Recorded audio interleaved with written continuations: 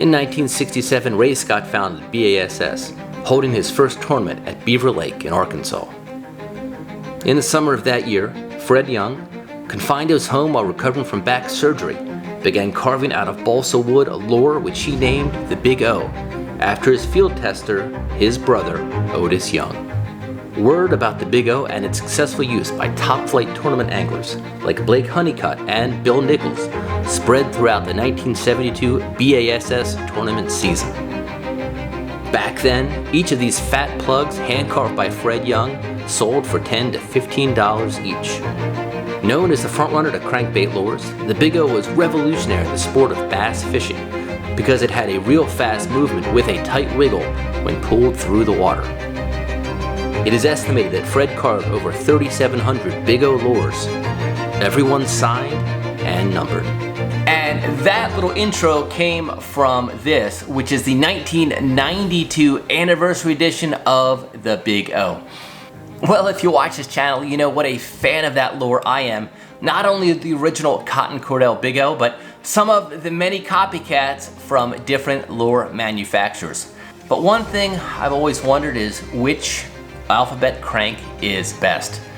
Well, today on the Retro Bassin show, we are taking our cameras below the surface to look at a number of different Big-O and Big-O imitators to see which one has the best wiggle underwater. Retro Bassin, kicking some ass and wearing rayon jackets. Thinking about Bill Dance, watching these fish prance through my Ray-Ban glasses. Ain't nothing better than 40-year-old lures coming off of Zebco 33. Out on the bass boat, making beer cans float, doing some trespassing. Fishing it old school, this old stuff rules. Welcome to Retro Bassin. Well, recently I hit the lake with my Big-O crankbait tackle box with the sole intention of doing some underwater filming for you guys. This thing is filled up with just about every Big-O and Big-O imitator that I have, and I really wanted to see how each looked underwater. I gotta be honest with you, some baits performed even better than I thought, and some really disappointed. But if you stick around to the end of the video, I will let you know which one got the Retro Bassin vote for the #1 Big-O. Well, the first Big-O that I tied on to film was this, the classic Cotton Cordell plastic version of the Big-O. I think this is one of the first versions that Cotton Cordell made. It's got a really old school shape and color pattern, and I was really curious to see how this bait looked underwater. One of the interesting things about Fred Young when he allowed Cotton Cordell to reproduce his bait is he wanted to make sure that the plastic version swum like his original. Well, let's take a look at the underwater footage of the original Big-O. And by the way, as we're getting into the footage, so I want to let you guys know kind of how we filmed this. I did everything in two different speeds. First in real time, and then I slowed it down so that we could really see the movement. I gotta tell you, slowing it down was key because sometimes there were things going on with the baits that I did not appreciate until we hit slow-mo mode. Okay, so here's the Cotton Cordell Big-O underwater. And yeah, boy, this thing, it is quite a big bait. There is an earlier video of a Bassmaster Classic tournament where one of the participants was talking about this brand new bait that he was fishing called the Big-O. And he said it was a lot like throwing a pork chop. Well, here's that pork chop underwater, and yeah, it has got one heck of a Big-O wiggle in real time. It's gonna be real interesting to see when we slow this thing down. I was really surprised at how shallow the Big-O's run. I did have that one running a little bit shallow just because of my filming orientation, but it is not a deep diving crank.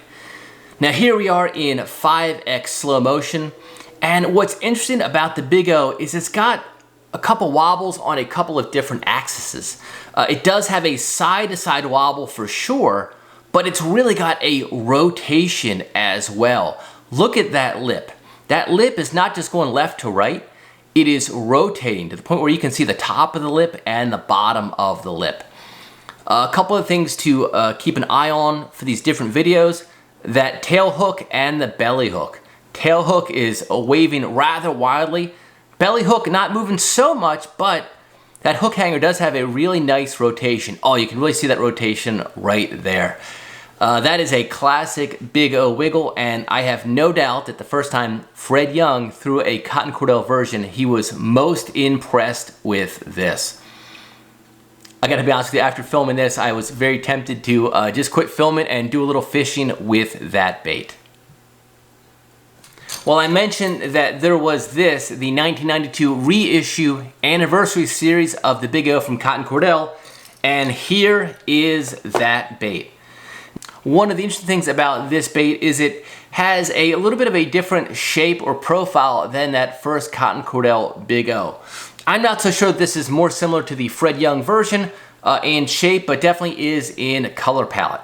Notice it's got the Fred Young signature on it, and if we get on the other side, you can see a very classic Big-O color palette. Sort of that yellowish into a green with the big gold fleck.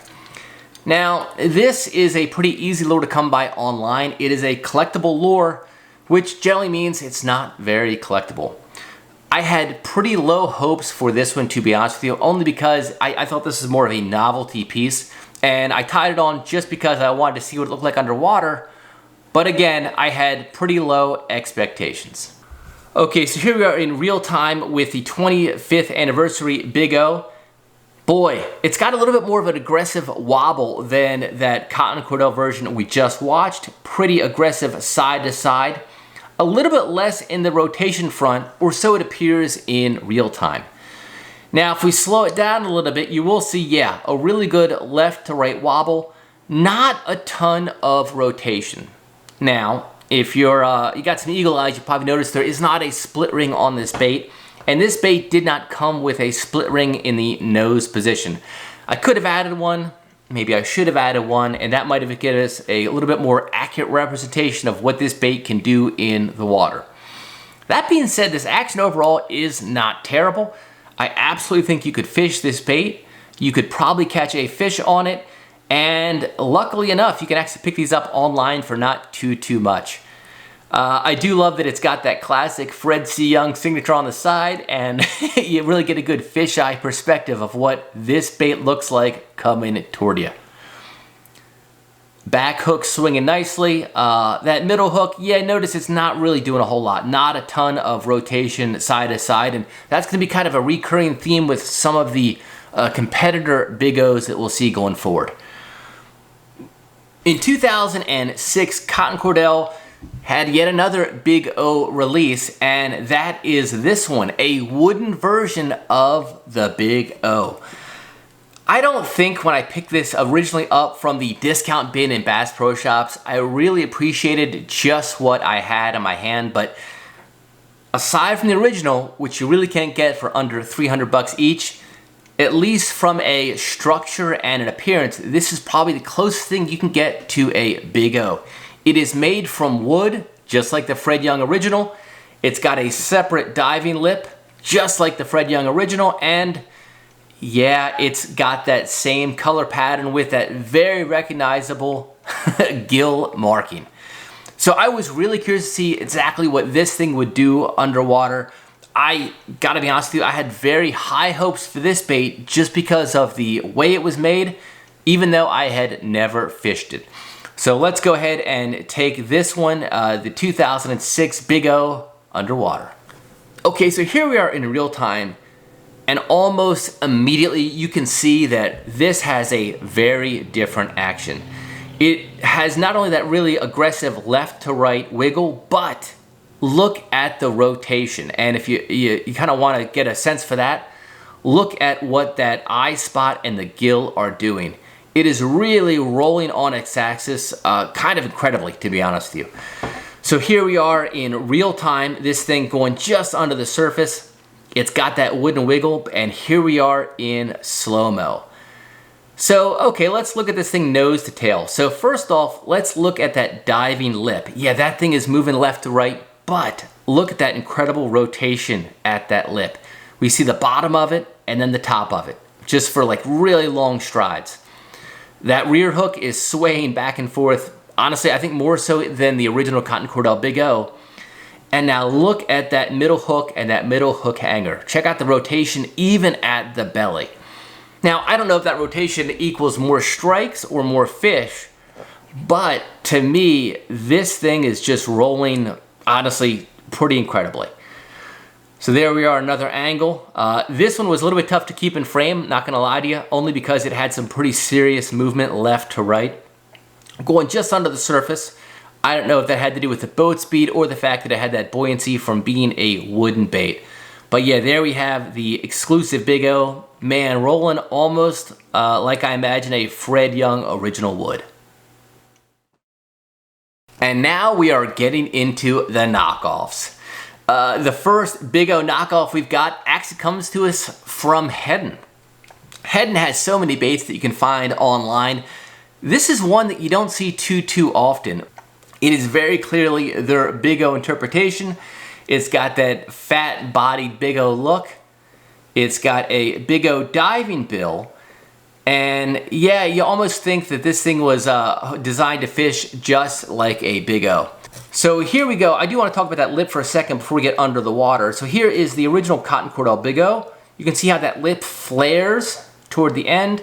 And then look at this one on the Big Hedd. It does not. I do think this has something to do with the rotation that we'll see or perhaps won't see underwater, but let's get this heading below the waves. Okay, so here is the Big Hedd underwater going in real time. You know, it's actually got a pretty aggressive left to right wiggle, pretty quick. I would say it's almost reminiscent of that 25th anniversary Big-O. As far as rotation, I see a little bit, but not too much. So let's go ahead and look at that lip first off. Yeah, you see a little bit of rotation on that lip where you can kind of see the bottom of it, then the top of it, but not too much. And as far as that belly hook, yeah, it's more or less stationary, just not a ton of rotation. Back hook sort of flapping wildly in the wind. So yeah, it's moving. I would say if you were a little bit less discerning, you might think this looks just like a Big-O. But as I look at this in slow motion, this is not quite a Big-O action. Could this catch a fish? No doubt. But to me, of all the baits that we've seen thus far, I think this is probably the least impressive as far as action. That being said, I'm a sucker for anything Big-O, and it doesn't mean I won't collect these, and it doesn't mean that I won't fish with these. But that is that bait.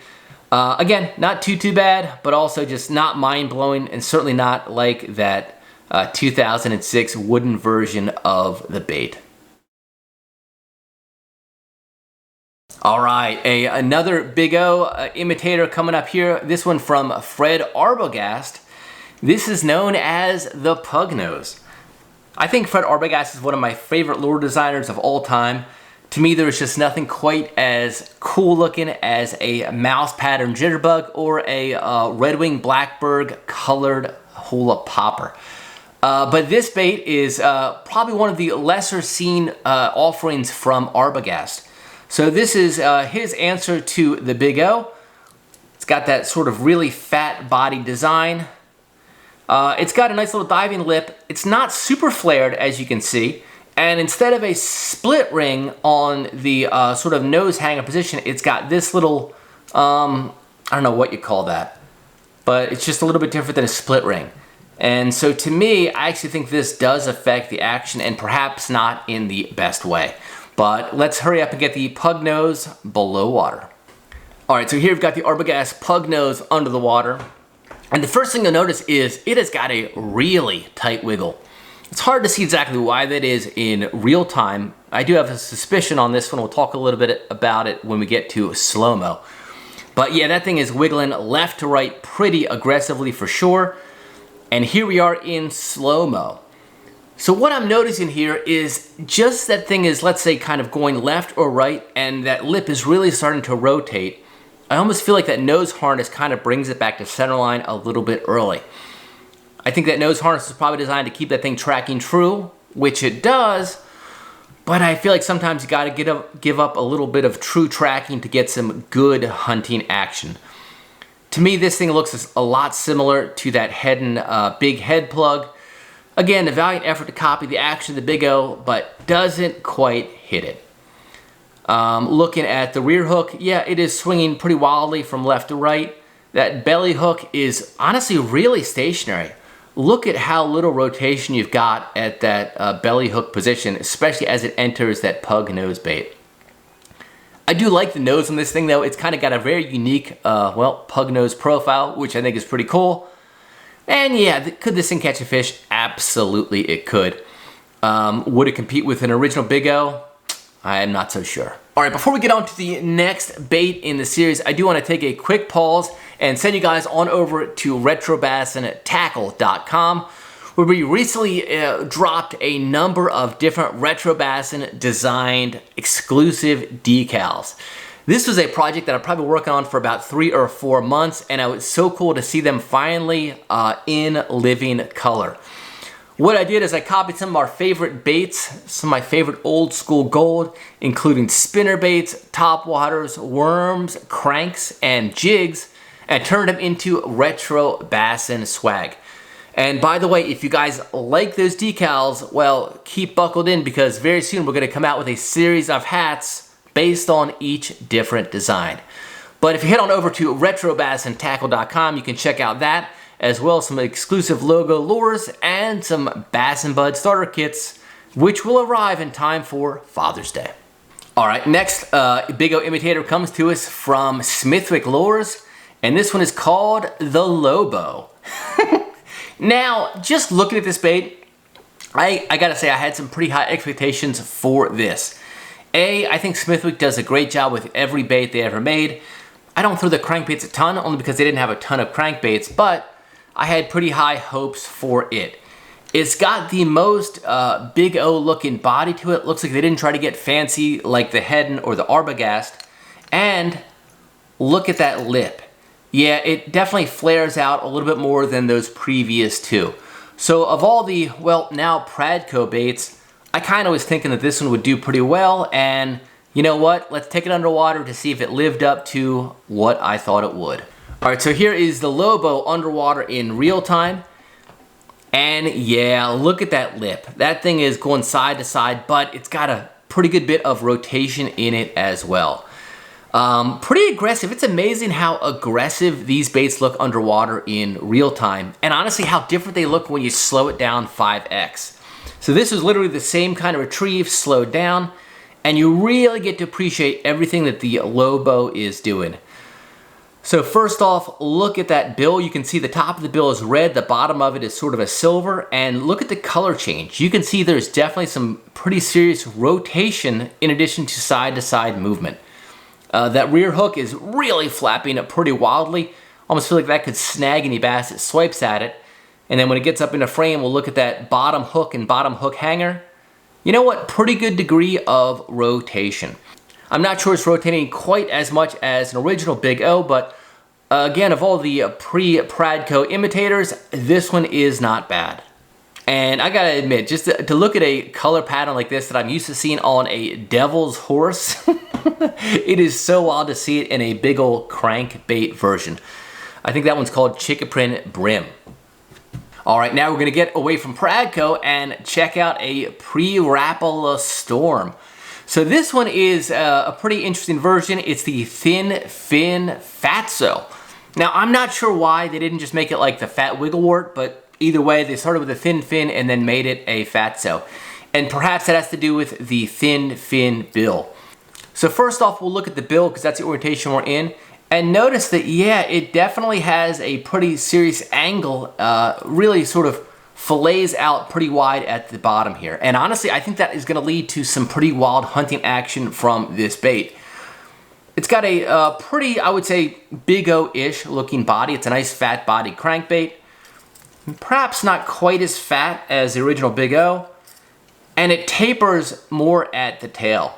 Now, there's something really interesting I want you to look at both above the water and below the water, and that is this rear hook position. Every Big-O bait we've seen thus far, it's actually got the hook hanger off the very tip of the bait. Here, it is just below. And to me, I think that is actually a pretty serious design flaw in the FatsO. We get it underwater, I'll show you why. Okay, so here's the Thin Fin FatsO underwater in real time. And of all the baits that I filmed, this was by far the hardest to keep in frame. Being a pre-Rapala Storm, not surprised, and this thing had some pretty serious hunting action. However, I think some of that might be attributed to the hook and not the bill. So look at that. So look at that rear hook right there. Notice that as this thing is going left to right, that hook was flopping around. It has a tendency to fold up on itself. Now, yes, I did replace the hooks on here, but I don't think I didn't replace the split rings. So to me, this is kind of performing like an old school hook should. And look at that right there. It flipped up and it got kind of turned on itself. It causes an inadvertent hunt, but it also kind of stops wiggling. Now, what's interesting is look at it, just wiggled itself loose and then wiggled itself right back into a kind of bent position. And it's going to do it again right here. So yeah, this one I would not have really appreciated this sort of design flaw in real time. But when you slow it down, you really got to look at it and you realize, man, they probably should have put that hook harness at the very tail of the bait instead of, you know, just a few millimeters up like it is. But yeah, there it is. Oh, it just got loose and then boom, just like that, it got back on. I feel like every time that hook got hung up, it got into a hunting position, which might have been good, but it also lost its wiggle. All right, next one we're gonna try is a bait that I actually picked up relatively recently, and that is this one, the Pregnant Guppy. Not from Bill Lewis, but close, from Red River Lures, the predecessor to Bill Lewis Lures. Just one look at this thing and you can tell this is definitely a Bill Lewis, though, design. Look at that fin right there. Yeah, very classic rattle trap look to it. But it is a Red River lure. So this one, you know, I was kind of interested to see. It's got a nice looking diving lip on it. It's got a little bit of flaring at the tip. It's got a pretty good looking Big-O. I feel like just in my hand, this is probably the smallest of the different Big-O imitators that I've seen. But I was curious to see what that fin would do. My suspicion was if we're really going for rotation instead of just left to right wiggle, I think this thing actually might impede that. And I was really curious to get the old Pregnant Guppy below the waves to see how it performed. Okay, so here the Pregnant Guppy is in real time. I don't know, that kind of looks like a rattle trap to me. It's got a really nice tight left to right wiggle, like a rattle trap, but not a ton of initial rotation. We'll see a little bit better when we get down to the slow motion, but yeah, to me that looks kind of like a pregnant rattle trap more than a Pregnant Guppy. So here we are in 5x slow-mo. That bait is, you know, it's actually got a pretty good bit of rotation. You know, you can see the bottom of that lip, the top of that lip. So yeah, it is moving pretty well. I'm not so sure if the fact that it would rotate more if it didn't have that fin on the top, it might, or perhaps if the body was a little bit more bulbous. But all said and done, this thing is actually looking pretty good. I totally would swap out the hooks and throw this bait in a Big-O scenario. Again, it seems like just a slight bit smaller than the original Big-O's that I'm fishing. I don't think it's a whole, like, you know, half size difference, but if you want to throw something with just a little bit less pork chop, it would be this. But yeah, there we are. Pretty good movement in slow-mo. I just love to see these things in slow-mo. I feel like you get so much more a sense of what that bait can do underwater. And man, I'm kind of glad we decided to do that here. And hopefully we'll do more of these if you guys like it. But yeah, that is the Pregnant Guppy from Red River. All right, next we are getting back into wood bait country with this one from Bagley's. This was the Big B3. This exact bait I think I picked up at a yard sale outside of Bastrop, Texas. I've never actually fished it. It's been kind of living in my Big-O tackle box for years, so I was really curious to get it under the water. Couple thoughts before I put this thing underwater. Being balsa, I expected this thing to be pretty high in the water column, have a pretty good wobble, and looking at that lip, yeah, I expected pretty good rotation out of it. So let's get this thing in the water and see if the Big B3 can perform like the Big-O. There's just something about a wooden bait. I don't know what it is, but I feel like a wooden bait, crankbait, when you're pulling it through the water, it's just got this action like it wants to surface. It is just fighting to get air. And I think that's just the thing of like wooden baits, especially balsa baits like the Bagleys. So here we are in 5x slow motion. Yeah, this thing's moving pretty nice, isn't it?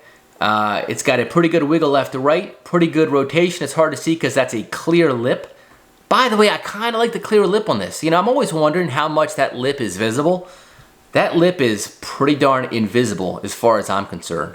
And there we are, a rear hook flapping wildly. And that bottom hook, we get it back into frame. We'll kind of see what kind of rotation we get on this bait. Now that I'm washing this back, I think this thing did kind of go up and down in the water column. It was kind of hard to keep in frame for the action cam, but there we are. Not a ton of rotation, but all around, just a really good looking wooden bait, and not a surprise coming from a great bait maker like Bagley's. I don't have a ton of history on the Big B3. I'm not sure what year it came out. But I do know that it's one I kind of wish I'd thrown or at least gotten wet before this day. Well, the last entry for us is a little bit of a dark horse, and that is a bait from Rogers called the Big Jim. I just love that everyone tried to like copy the name. So like, hey, we want you to know it's a Big O, but we don't want to name it a Big O. So it was either a big, some letter, or just a big name like this, Big Jim, or the Big Head. So this is the plastic Big Jim. This one actually looks a lot different. It's a pretty fat bait. Honestly, almost fatter than the original Big O. A little bit squattier for sure. And that lip actually looks a little wider. I was really curious to see how the old Big Jim would perform. It's a plastic bait, but being that it's got sort of a unique look, both from the body and the lip, I wasn't sure if it would have a Big O style action. Let's get underwater and take a look. Okay, so here is the Big Jim in real time. And yeah, it does have a little bit different motion, almost more like of a hatchet motion if you look at it. It's got that left to right wiggle, not a ton of rotation, but definitely sort of a very sharp left to right action. Here we are in 5x slow-mo. It kind of came and went. It did hunt a little bit, by the way. I did notice that with the Big Jim, and I think that has to do with the wider hook. Notice how it was really far out of frame, and now it kind of got in close. So really nice left to right motion. Yeah, a little bit of rotation on that. If you look at the lip, rear hook, yep, pretty wild flap left to right. Notice it's not getting twisted up like the Storm, which is nice. That belly hook, really almost totally stationary. Not a ton of movement left to right, and honestly not a ton of rotation. That being said, the Big Jim is pretty easily accessible online for not too much. So if you did want to get a Big O imitation and give it a shot, yeah, definitely do an eBay search for Big Jim, and you will find a ton of them available from Rogers. I actually do follow Rogers on Instagram. I don't think they make fishing lures anymore, but they do have an outdoor tackle company, so I'd be curious to see what they thought about the discontinued Big Jim crankbait. So before we get into what was my favorite Big O of the day, yeah, I do want to do a little reflection on the episode. It's funny, but just about every time I film an episode on this channel, there's always stuff that I leave out or stuff that I wish I had done. Well, this episode was no different, and I got home and immediately realized, man, there were more baits in this box I wanted to fish and film. So I will show you some of the ones that did not make the cut, but drop a comment and let me know if you want to see a part 2 of the alphabet crank. Here's one that I did not get to fish with. Should have. It was sitting right there looking at me. From Bill Norman, the Big N. Yeah, that was a bait that, look at this thing. Just looking at this bait, I think this thing actually would have a very similar action to that Smithwick LoBo. Honestly, maybe even more Big O looking than that. Bill Norman was a great copycat lure maker, and no surprise that he did a pretty good job of copying the Big O with the Big N. Another bait that I wanted to fish with was this one from Rebel. The Rebel R series. Yeah, sort of a Big O looking bait. Squarebill crankbait for sure, but I've got a feeling this one had some pretty good Big O style action and a really nice bone color. Speaking of Storm, you know what? I probably should have thrown and filmed the Little Tubby. I'm not sure this is a Big O copycat, but it is definitely a squatty little fat body crankbait with a Big O style lip on it. And another one, why did I not throw the Blakemore? Man, this thing is really cool. It's got a very interesting through hole design, and I would have loved to have seen what this one did underwater. But my biggest regret of the whole episode, by far, was the fact that I left home without my original Fred C. Young Big-O. Now, I do have some very special plans for this original Fred C. Young Big-O that I received from my Bassin bud Mark Ing over at the Big-O Connection. And the first time I throw this in the water, I want to catch a fish on it, so there was a reason I didn't bring it, but boy, when I do get the original Fred C. Young Big-O, we will 100% do a side-by-side with the Cotton Cordell versions to see how well Cotton copied the original. So which Big-O is best? Well, look, this is just my interpretation of some underwater footage, so I can't say if the action that I saw is going to lead to more strikes or fish, but to me, this one, the 2006 reissue of the Big-O in wood, was by far the best looking bait. It had the best action, the most different sort of left to right rotation, all kinds of stuff. It just looks so good underwater, and I have no doubt this thing could catch a fish. I will definitely do this thing side by side on the day that I fish with the original Fred C. Young Big-O. However, I'm probably going to fish with a different color pattern, and I'm probably going to throw this one, which probably I should have filmed, which is more similar to the original Fred C. Young Big-O. So this is the original Fred C. Young. This is that 2006 reissue. So if you were looking to pick up just one Big-O to mimic the old one, but you don't want to spend like 300 bucks, yeah, find yourself one of these wooden reissues. That being said, these things actually are pretty hard to find online, and you probably aren't going to find one of these for less than 20 bucks if you're lucky. And that's before we did the old Retro Bassin episode on it.